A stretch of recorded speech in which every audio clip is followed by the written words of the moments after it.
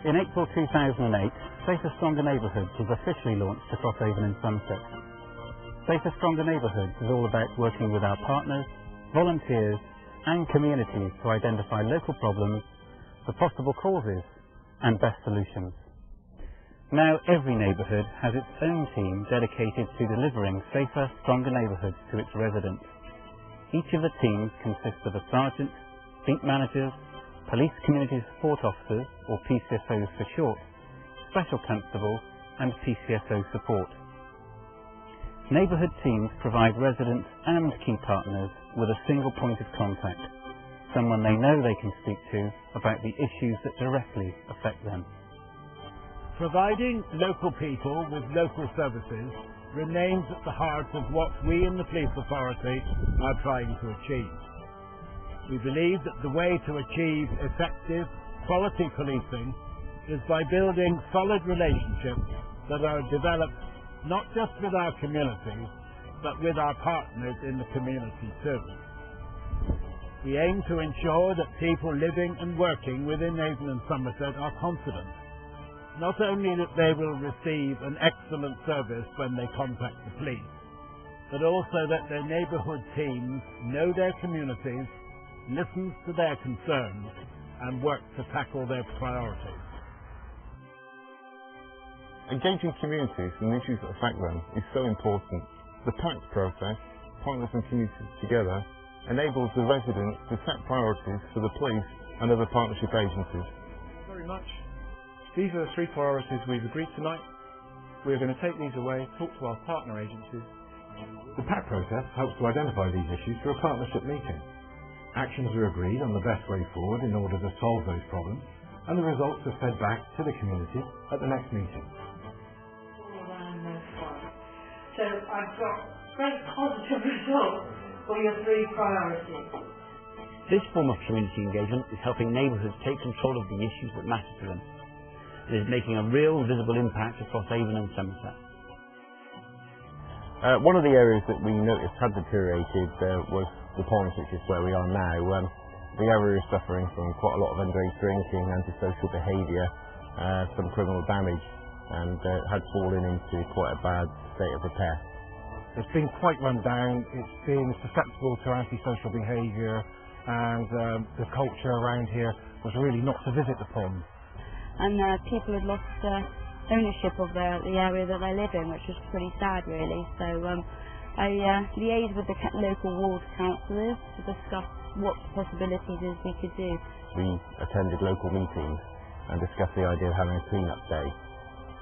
Once we decided that was the option that we were going to take, we advertised it locally, local radio, paper and in local shops. It was felt at the meeting that if we could get enough residents here to put time into cleaning out the ponds, then it would make a substantial difference to the area. And on the day itself we had over 50 people turn up, and we were able to make a big impact on the pond and clean up a lot of rubbish.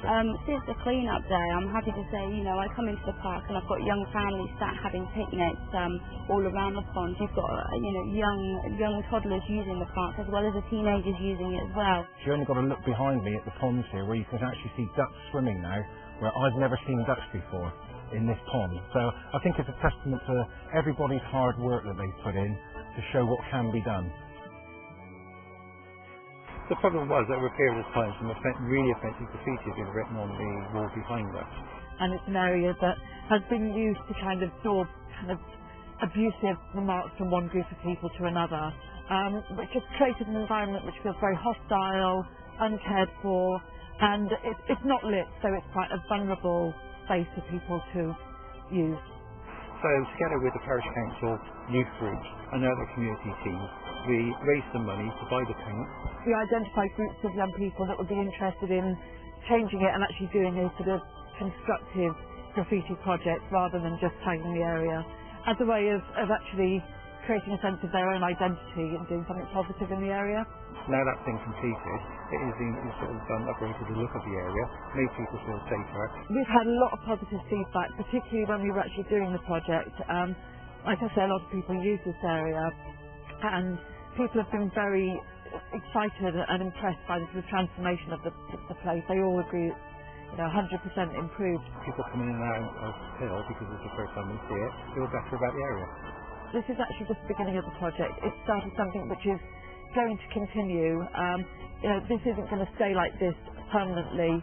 The young people are now committed to raising more funds so that they can change it every 6 months, every year, add to it and continue to make it their own space, really. I've received numerous reports from members of the public in the local community around here, the community that surrounds the garages here. These reports were of antisocial behaviour that were occurring all day and all night from the garages. The likes of fly tipping that was in the area, in the garages, people coming here dumping rubbish, underage drinking throughout the evening, even parties going on in the garages that were causing lots of loud music and loud noise, smashing of bottles, they're playing of football against the garage doors, and we even had people reported sleeping in the garages and using them to sleep overnight. There was a spate of arson attacks going on at these garages, where there's approximately 40 to 50 garage units. A lot of these were been broken into, and a lot of fly tipping had taken place. So we got together with multi-agencies, including the fire brigade, the planning department from the local council, and the environmental health from the council, and the landowners themselves. And we held a meeting here at the garages, and we decided to form out an action plan where we could tackle the problem. We decided to make the landowner clean the garages up, remove the garage doors from the garages, remove all the fly-tipped rubbish and all the broken bottles, etc.